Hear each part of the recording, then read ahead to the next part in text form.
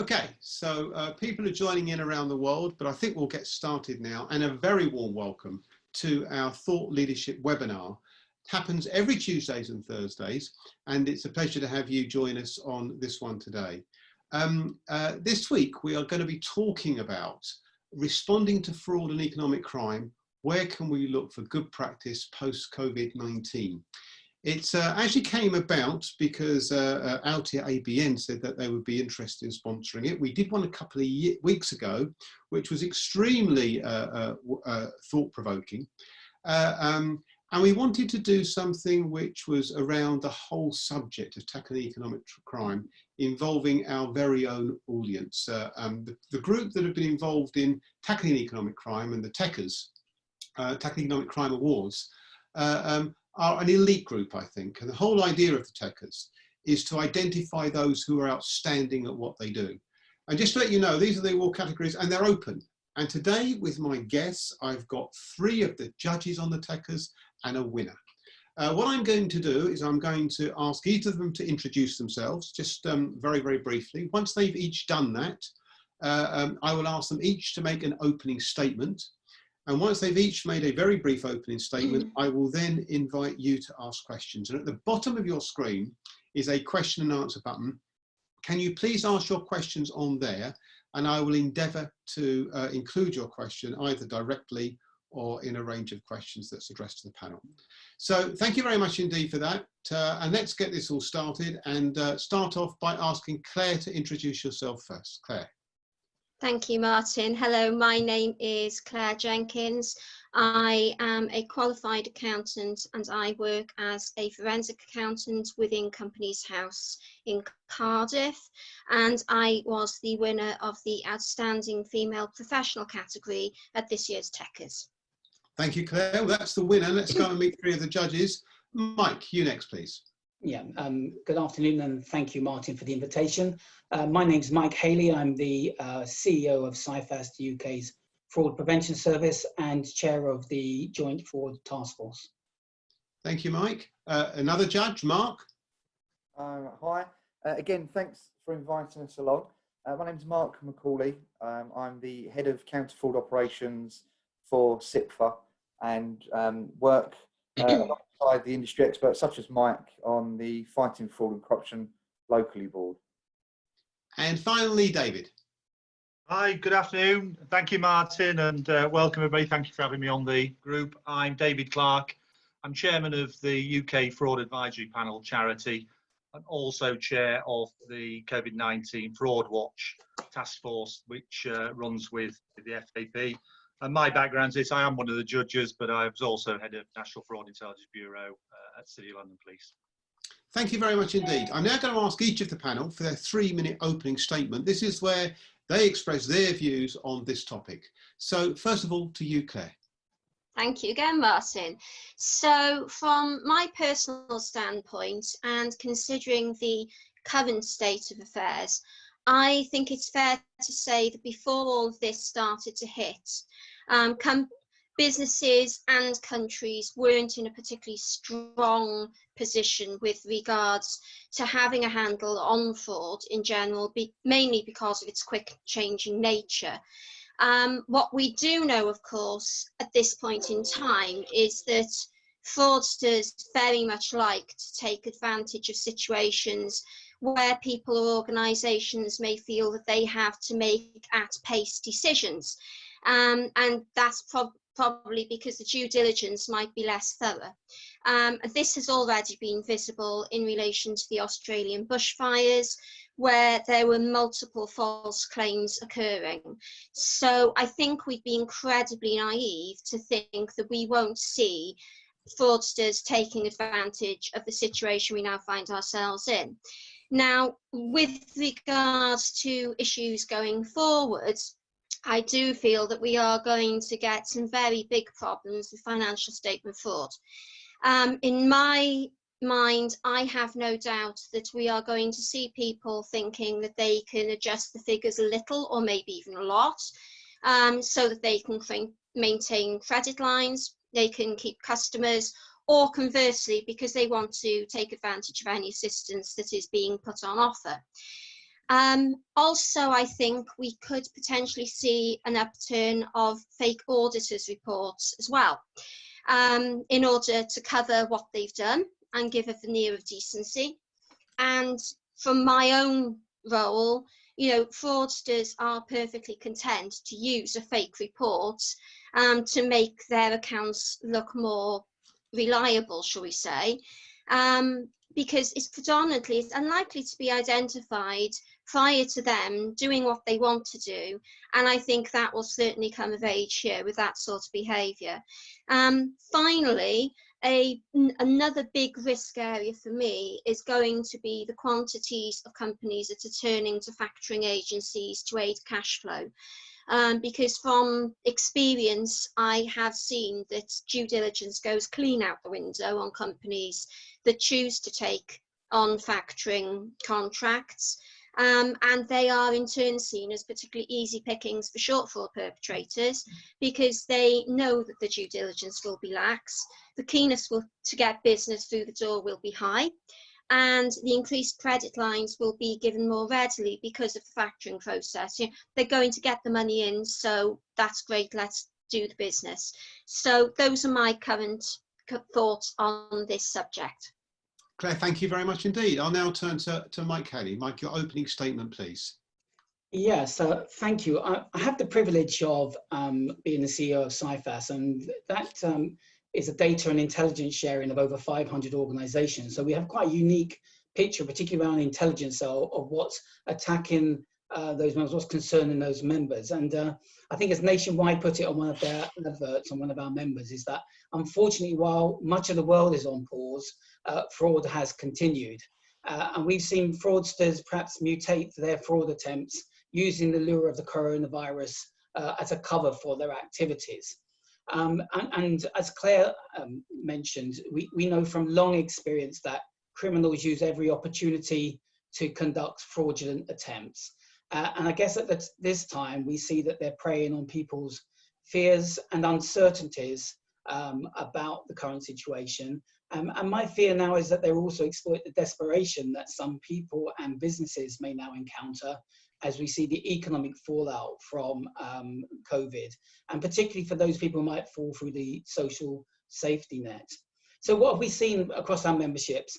Overall, a rise in impersonation frauds. Scammers have been impersonating people before COVID, but now they're impersonating council workers to target volunteers. They're still impersonating bank employees and others, but they're utilizing this for more impersonation frauds.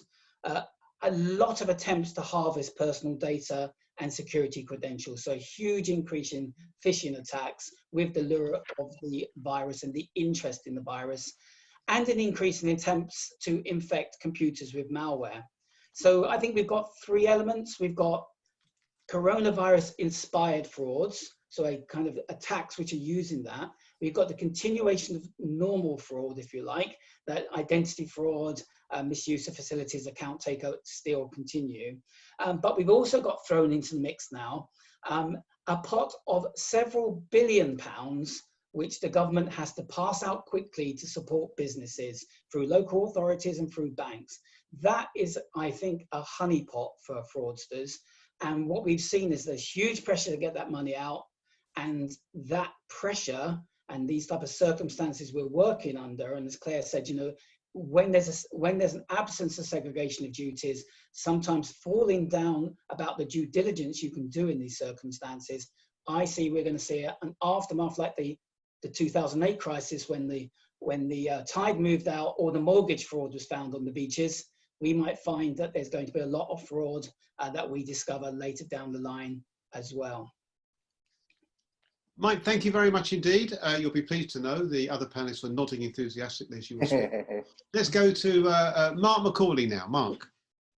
Thanks. I think the reason I'm nodding enthusiastically is that as part of the preparation for this, we make notes and we, you know, what we're going to say. And I think Claire's pretty much covered what I was thinking around the types of opportunities and the fraudsters and what they're thinking and how they're actually going to take advantage. And Mike has explained, you know, how they're doing it, what they're doing, the effect it's having and stuff. So I'm actually going to flip I'm going to throw away all my notes and everything and just and go with the flow, in the sense that to look at who are the victims of this. You know, we're thinking about organisations, but we need to think about individuals. It used to be the elderly and the vulnerable, but who are the vulnerable now? I mean, we're all now vulnerable. We're all scared. This is something we haven't experienced before. We're all experiencing new things. We're all having to, if you're business owners, company directors, you're applying for grants that you'd never thought you'd ever have to apply for. You're furloughing staff. Who knew what furlough meant before Covid-19 kicked in? And you know, you're either furloughed or you're furloughing staff. You're, as individuals that are unfortunately losing their jobs, you're applying for grants or benefits that you may never have ever applied for before. And are we as individuals and are we all vulnerable? Are we dropping our guard? Are we actually giving over information, data, bank account information, personal information, because we think that's what you do when you apply for these services? Are we, you know, are we easily falling into traps that we wouldn't normally have fallen into? And then as organisations are now paying grants out on behalf of the government, as Mike said, either banks or local authorities. Are the local authorities making payments, sometimes without applications? I personally know of friends that own businesses that have received £10,000 in grants just because they're business rate payers. They didn't have to apply for it. What verification took place? Is there going to be post-retrospective checks? And I know that there's opportunities to use tools and services that the government and the private sector are offering to do verification, to do that. But are we acting at haste? Are we very quickly just paying out the money like they did at Grenfell? Pay the money out, suffer the consequences later. And I keep hearing it's okay, we'll deal with it when we get back to normal. When everything's back to normal, we'll deal with it. But why do we want to get back to normal? We've always had the difficulty of changing the mindsets, implementing new controls, especially if it has an impact on service delivery and performance and processing times. Do we really want to go back to normal? And I would say no. We want to change the mind. Let's make the change now that everyone is expecting when we go back to work, when we go back to operating. You know, let's not go back to normal. Let's change. And I think I've pretty much used up my 3 minutes, so I'm sure other stuff that's swirling around in there will come out during the questions. But I'll pass over to David. Thank you very much, Mark. Well, we'll certainly come back to you. Just before our final panelist speaks, can I just remind you, there's a question and answer button at the bottom. Ewan's already put forward a good question. Please, as our panelists are speaking, put your questions in and we'll include them in the discussion afterwards. So, David, please, your opening statement. Yeah, some really good points. So I won't labour those. I'm sure listeners and each of you know by now what the criminals are doing, and there's some fabulous coming together partnerships. It's great that we've got so many networks from the security. My group's out getting out to the international networks and business industries where often they don't, you know, they're not involved. They don't speak with government or law enforcement. And remember, we've got, you know, over 1.4 million SMEs out there who are, many of them are in big trouble. You know, and as Claire said, we will see insolvencies, we'll see all sorts of things. And the criminals, it's field day for them. They love these occasions. You all know that. You said about being a bit more controversial. I don't have to be controversial. Look what the UN Secretary General is saying. Antonio Guterres, the world has to change after this. There is no going back to normal, everybody. Forget it. We've been there already. We had our chance in 2007-8 with the mortgage crisis. Who are the victims? All of us are victims. Mother Earth is a victim. This leads to conflict. Just look online at some of I know some of my contacts coming out with quite dramatic statements about, you know, this is, you know, October 1931 again. You know, now we know what happened there. You asked the question though, not about the now, what about post-pandemic? What about post-pandemic? Come on, wake up, we're all professionals. The post-pandemic is about 18 months to 2 years away. We are in a very, very difficult place. We are professionals in this. I come at it because I'm also a director of security for a private firm, Guildhawk in London. We have had to furlough people. We've got clients who are fantastic. People are worried. Across the country, people are worried. With Fraud Advisory Panel, we're lucky. We've got chartered accountants with others. We're all coming together to help each other. This is going to be tough. What should we learn? And some thoughts for you to think about. You all know these better than anybody else. I'll tell you, big victims will be SMEs, and they're going to be in difficulty. And some of them will be tempted to do stuff they shouldn't do. Why, after 2008, the biggest financial crash we had and the biggest fraud we had, where are the systems? Why can I still not do a real-time data intelligence check as a business before I send money out? Why can government not do that? Why can we not have up-to-date systems? 18,000 fintech companies have been funded over the last 6-7 years. And we're still using pounds, shillings and pence systems. Of course the fraudsters know it. And there's some great work being done, you know, about who the people are trying them. We didn't have, how many meetings have we been to with confirmation of payee? It didn't come through. We needed it now. All right, and the banks are doing some great work to try and do fixes. Mike with CIFAs, we try to do fixes, but we're a few days behind. 10 days to update systems. How can you do due diligence when I form a company, it takes 10 days to find it? We've got to work really smarter. And I'd say, what is it? We've got to work fast with what we've got. Where could we be after the pandemic? Looking 3 years ahead. We have a standardized system that works and integrates. Is there a model for that? Well, Gleef. Who's got a Gleef number in here? Most people have a D&B number. Gleef is the system we should be able to check instantly globally to find out who we're supplying and passing information to, not worrying about whether you know somebody or it's a copy business. We should have the confirmation of payee. Our advice from our members and our groups going out is do not use faster payments. I'm sorry to the banks, I know it's convenient. Do not use checks. Use the back system because that's where the algorithms are. That's where we can recover the money quicker. And if you need it faster than 3 days, since when? If you have a small business and you send 60,000 euros off somewhere, you don't get it back. Use backs. They're building good systems in there, and we've got Intel flowing. Other clunky systems, I'm sorry, everything out there after 2008, I'm not impressed with it. I think we've not had it. I'll give you an example of where there's a better model. Alibaba. Every conference I've been going to for 3 years at the events, Alibaba and others are there. Integrated system, instant, billions of transactions successfully working. We've got an opportunity here to wake up, use this friendship and renewed vigor to change the world. And that means for us in the security and counter-fraud world, modernization. One chance. If we don't, it's the same as 2008. And watch what happens in 2 years.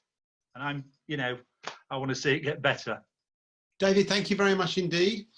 Okay, don't forget you've got the question and answer button at the bottom of your screen. Now let's go to a question. Thank you very much indeed, panel. You've all raised important issues. But let me go to the question. And the question is from Ewan Grant, who's a former strategic intelligence analyst at Her Majesty's Customs and Excise here in the UK. And the question is, how well coordinated are prosecutions, civil actions for restitution, disqualification for professional misconduct, and civil or criminal HMLC action? Now, maybe that's a very specific question, but I wonder, it picks on the point about some of you said, coordinated action. Mike, if I can come to you first. This point also cropped up in our previous webinar. In theory, people have been speaking about coordination in very different ways. There's almost every conference you go to, you hear someone talking about partnership, coordination, cooperation. How much better has it been in this pandemic? And anything you can say about Ewan's question as well. Mike first. Yeah, so I think there's some good practice that's come out of this pandemic regarding to communications. And I think David, the Fraud Advisory Panel, Cabinet Office and the National Economic Crime Command at the National Crime Agency and other partners such as CIFAs and others have come together to share intelligence and information about the latest trends. I think it's a good example of quickly coming together and then communicating to our different networks consistent messages about what frauds are happening. So I think we've improved through this communications. And one of the things I'd really want to ensure is that post-COVID, if we're going to learn something, is that why should we stop doing that? Because fraud won't stop after COVID. It will just mutate into something else. So I think that communications piece has been significant through this. I think we could still improve and have tighter messaging that lands with people better. And I think we can also perhaps, not all rush as organizations do to have their own branded information out, but point to a consistent source. So I think there's more we can do there. We have seen enforcement action during this period, both by the National Crime Agency, City of London Police, dedicated plastic and card unit. But I do think there's been a very long-standing issue around the lack of join up between different law enforcement, regulatory and other agencies to direct actions towards fraudulent businesses and fraudulent individuals.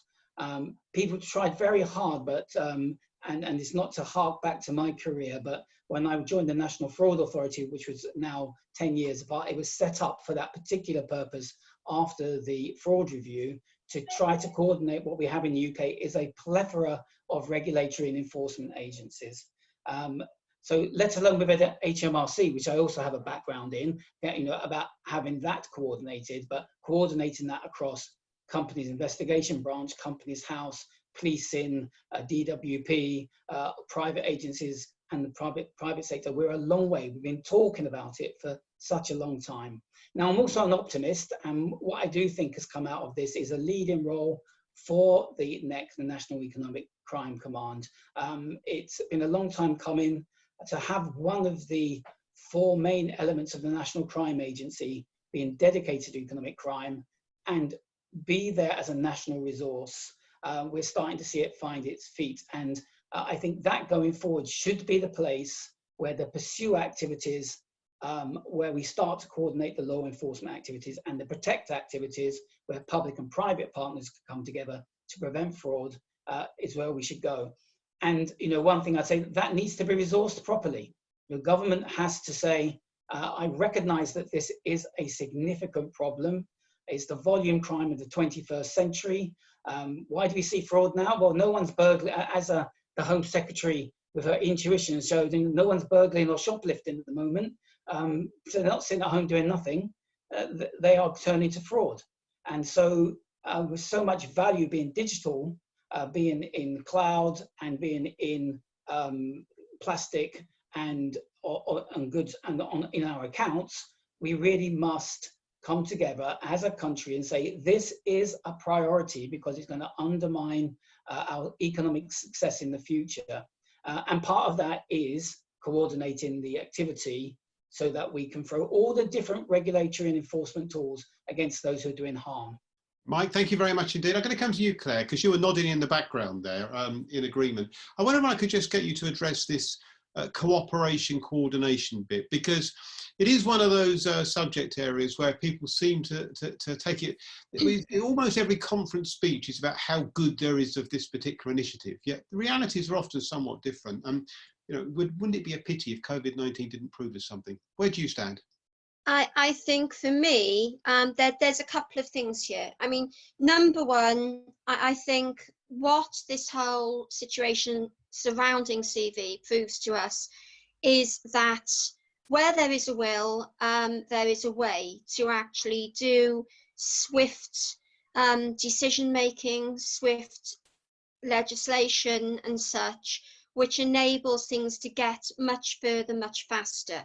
And even though that in some senses does, as I spoke about the due diligence earlier, what it does do when it comes to government, in my view, is that it does show how we can do stuff if we don't look at normal and we go into a different sort of space of being. Now, I mean, I've had personal experience surrounding the use of the Digital Economy Act. And I mean, I use that, which obviously it's been put in to enable sharing across different government bodies to combat fraud and error. And the amount of sharing we've been able to do with that has been immense. Now, the question now for me, and I think for government as a whole, is going to be, we can see some of the great results using, the data pilot that I ran, for instance, and we can see the good practice and cooperation is necessary for us to actually go forward and tackle this issue, which we know is only going to get bigger with everything that's going on. So how do we actually turn around and really get behind that? I think we're entering a brave new world where the excuses and the sort of business as usual is out the window. So I think that's a good thing, because when we actually get to a situation where we don't do business as usual, we can start thinking of swifter solutions and better solutions. And I'm hoping that that is what we're going to find. Thank you very much indeed. Marc, you're part of an association, and I wonder whether I could just push a little bit harder on this. What would make it different? It's just, look, in many ways, we've had the crisis before. You said, some of you said this in your opening talk. We didn't learn the lessons. Why on earth should there be any optimism that it'll be any different once this is over?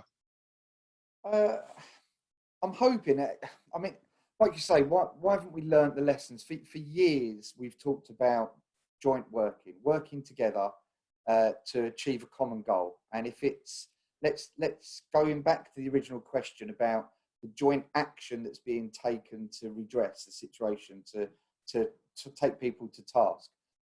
To achieve that, you need what Mike has said, the sharing of information, the sharing of data, what David said about having a system where you go, there's one source for all information that gets you the information you need to process applications, etc. And then it boils back down to working jointly across, not just across organisations, but across different departments in one organisation.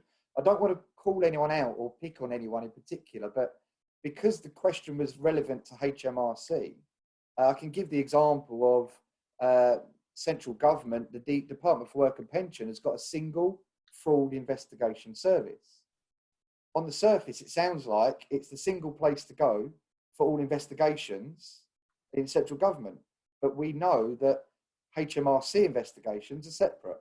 And then you've got local authority investigations that are separate, but that's still on the basis of, the same qualifications, experience, the same, we're doing the same work, but we're not working jointly. And you need those data sharing, joint investigations in order to take joint recovery action or joint prosecutions, etc. But the real key thing for me, and a wise man once told me, you might remember this, Martin, you being the wise man, in the prison system, you've got the criminals that are cooped up together, that are sharing information, not just, what crimes they've committed and how they're committing them, but they're sharing best practice, who you should target, why you should target those people. They're sharing the weaknesses in systems and controls, what they've done in order to, infiltrate an organisation by applying for jobs and getting jobs because there's no vetting, and all of the lessons they're learning, and they're teaching each other by sharing knowledge and experience on how to commit these crimes. We should be sharing the same knowledge, experience, and lessons learned in how we prevent these crimes and how we tackle these issues. So it goes back to sharing and the joint approach, but I think it needs very high level guidance and instruction. As much as I would love for different departments and organisations to work together, if it's not, if it's not realistic prospect because of data sharing issues and not being able to work jointly, it will never happen. So it's that sharing of the knowledge and experience and getting that into the sort of the profession of what we're doing. Marc, thank you. I wonder if I can come to you next, David. I mean, you were sort of vocal on this, and I think rightly. I think Chadista Pulatova has asked a good question here, in which she says, is COVID-19 a crisis or an event that will be followed by a crisis? So on the one hand, we've tended to talk about what we can learn and the opportunities for being better. And if so, how prepared are we to deal with it? Especially since the crisis will affect everybody to some degree and allow fraudsters to exploit every single opportunity they are given. In other words, rather than looking at how this might be better, Chadista's point, perhaps, or my take on the point is, we've got to get ready for a whole lot worse, and better get ready quick, and we're even less prepared for that. David, your thoughts? David, you're on mute. Yeah, good leading question, Martin. And I don't want to be the Grim Reaper here. It's I'm a realist, you know, like everyone else, and this is a tremendous opportunity to get something right and do some good out of this for the world, for our children, my grandchildren. I've got one of my daughters worried now about redundancy coming through. Years and years with her firm, loves her employer. I won't go into details. You know, I've got people on furlough, some of the best people in the world. I've got work there waiting to. This is temporary. Look ahead. And a couple of things to think about here. You know, whether we're going down a V dip or a U dip, a W dip, you know, we'll hear all these. Look at the figures. Look at the past. The past is a great educator of the future. Things do repeat. Juliet Gardner's book, I don't know how many conferences I've shown it. I showed it our FAP event with Oliver Buller last year at our AGM. Julia Gardner, The 30s, October 1931. Read it. You'll want to turn the pages because you think you're reading something by a futurologist. We're in a right old sticky position. Two things we ought to learn.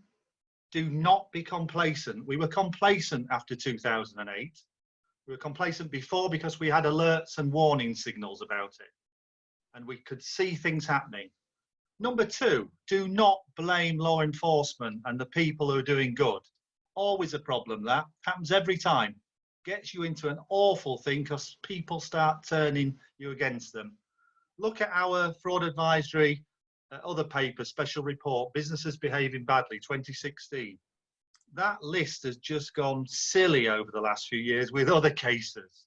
Wells Fargo, what was it, 40 million accounts opened? Excuse me, are we talking about SMEs and fraudsters who are going out, setting up bogus companies and putting in bogus grants? Excuse me, let's just turn the whole thing around, can we, and look at where the insider risk is. That almost brought down the international financial system. What did we create? We haven't even got confirmation of payee. We've got further examples of insiders. They're now, and here's another thing for right now, not just the future, we will have more home working. Look at the knock-on for other sectors. Think about this. You've just said something there earlier, very good point. We haven't got burglaries, we haven't got the same sort of street crime. Where are they? I'll tell you where they are. They're the same people we used to organise before. And if we're not careful, they'll be plotting. They couldn't get into the credit card hyper security and the big guys on the door. Now they know where that person lives at home. They're disgruntled, thinking they may be made redundant. And they've got their credit cards, they've got the phones, they've got the login, they've got the system, but they haven't got the secure door. What do you think the villains are going to do? And they're not in prison. They're out there scheming. These are all things for now. In the future, I go back to what I just said. Do not blame law enforcement. You know, one of my last jobs after building the national capability for the Attorney General was finding a 20% cut for law enforcement. HMRC have done the same. You can't take on some of these big organised villains who are doing serious organised crime organisationally internationally because we don't have the resource. HMRC can't do it with all the data sharing. What I think will happen, and this is purely my gut feeling, I think we'll go through a bit more turbulence, and I think like the NHS, and the New Statesman reported on this 2 weeks ago, others are saying it today, we're going to have a period of reflection driven by good, hard-working business people and people in the economy who say, you know what, this is right. We need to shake up here. You can't have a situation where somebody walks away with, you know, a massive multi-million payoff when they were involved in fraud and they were off guard and they go away without prosecution. We're going to come round, and the good news is, after this pain, all the hard-working people you know, that I know, and in business will say, you know what, it is wrong, isn't it? My director, my CEO and chairman don't get 5 million. We don't get a lot more than the best paid staff, and sometimes a lot less. And lots of people will say that, and it'll start this movement for accountability. And that thing I go back with, how do we get it? We have data matching, we have the systems there already. For some reason, we haven't brought them in. And we can't have those all clunky. David, thank you very much indeed. Good points made there. I want to move on a little bit more quickly now to some other points. Mike, I'm going to come to you. Stuart Naisbitt has asked, are scams becoming more sophisticated at targeting business and individuals? In other words, are you getting the same scams undertaken in a more sophisticated way, or the same scams as they were, or against different targets? Mike, first, your thoughts. Just very briefly, if you wouldn't mind, Mike. Yeah, in short, I think yes. If we've looked at, say, business email compromise, things like spoofing of work emails, work phone numbers, telephone numbers, gives the appearance and the credibility to an email or phishing type scam, which there wasn't in the past. If we look back a decade or more, when advanced fee fraud started and the notorious Nigerian 419 scams, we used to joke about, most people could see that they were spelled incorrectly, that it was a bit of a yarn.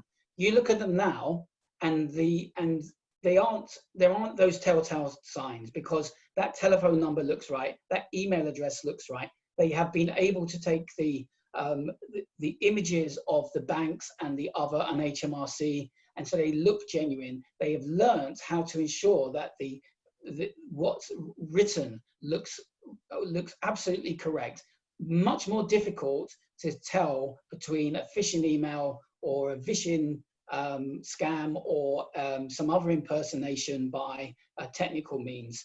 So absolutely become more sophisticated, and that's all about data and security credential harvesting, because once they've got that, they're going to impersonate us. They're impersonating us even more now. So I think, you know, they've upped their game, if you like, and we need to as well. Thank you very much indeed. Claire, I wonder whether I could come to you for your thought on this.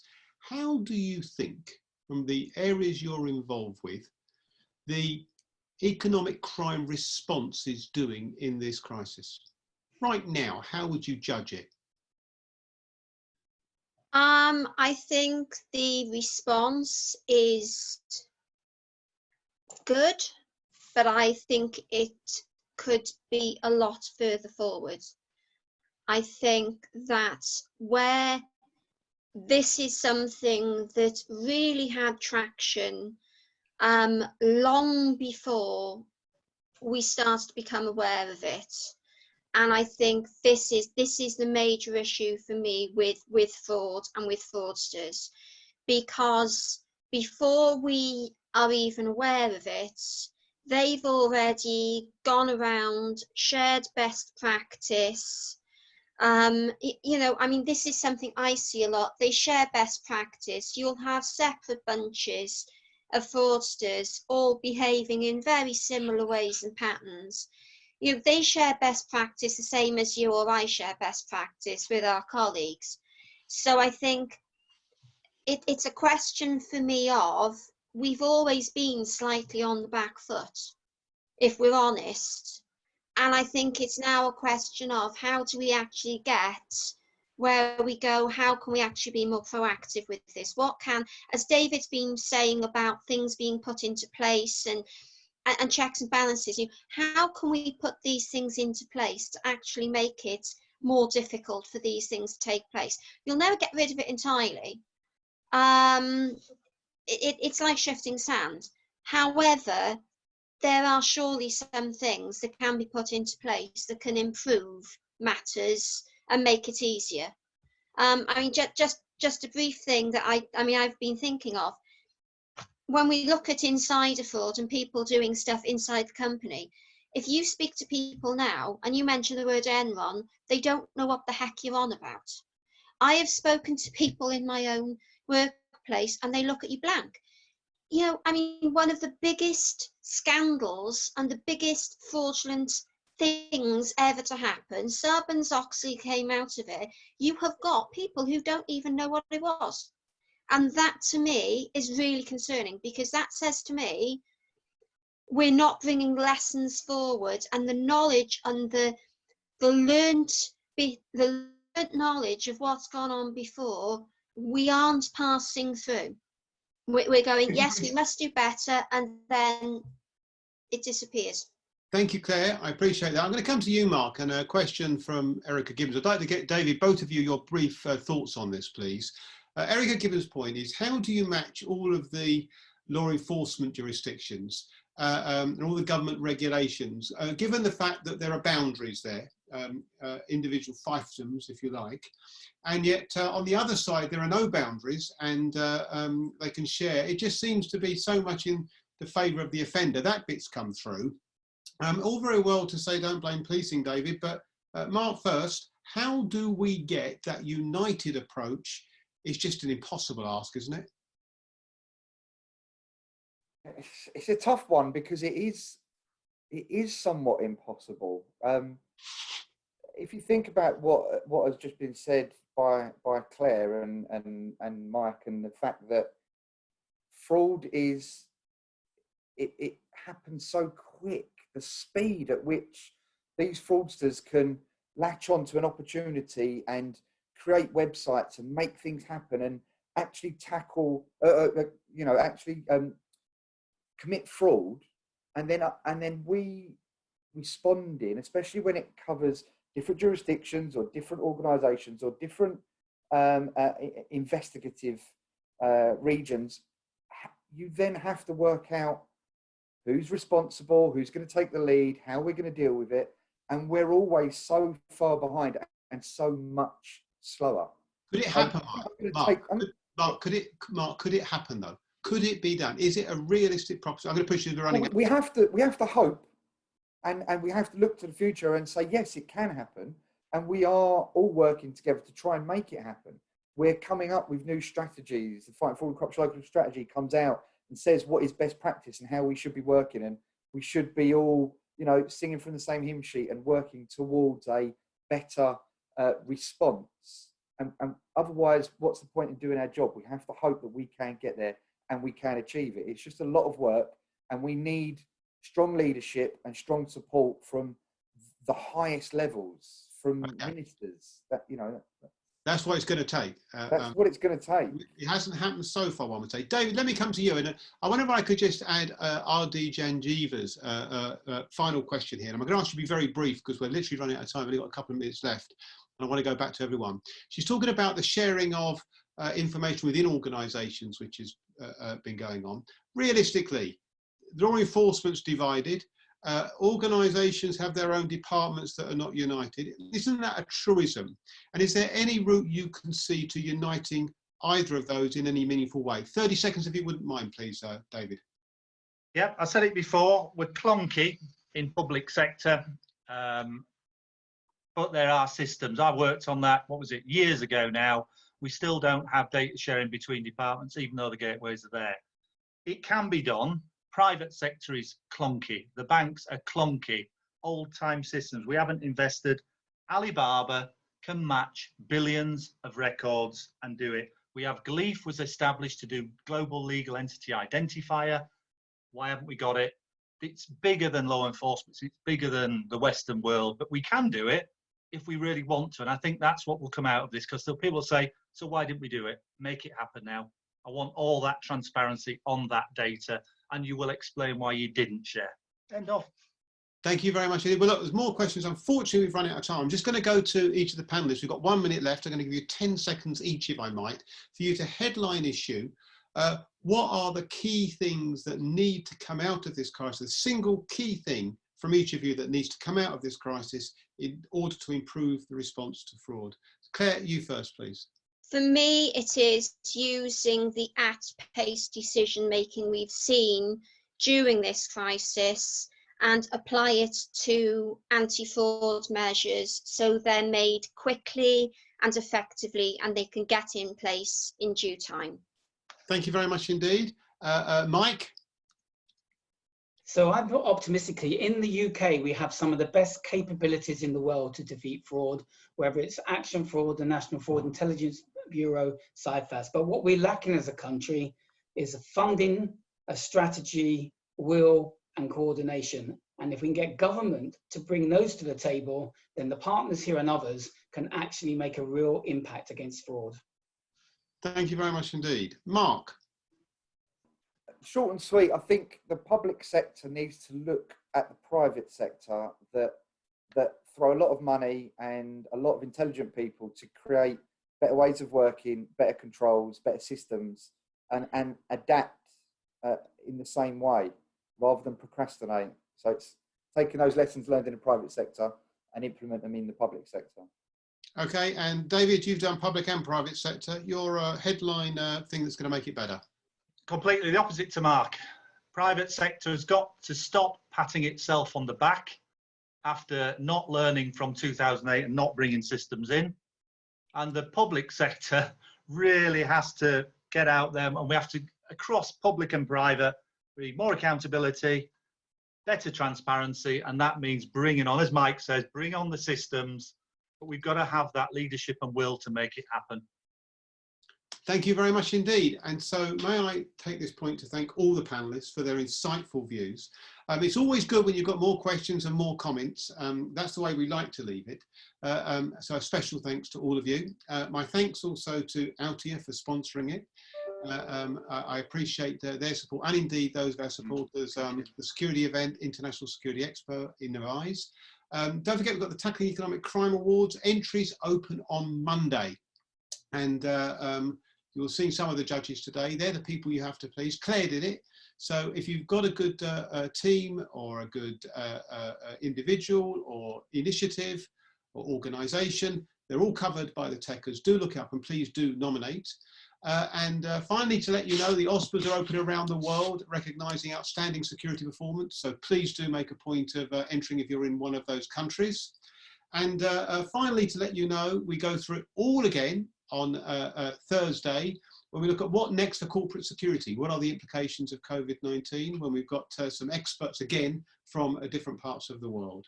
So once again, my very special thanks to my panel, to you, the audience, for your questions. All of this will be viewable again from the OSPAs or TECA's websites, and you can also see it on our YouTube channel, Crime and Security, so no excuse to miss it. Wherever you are in the world, stay safe and thank you.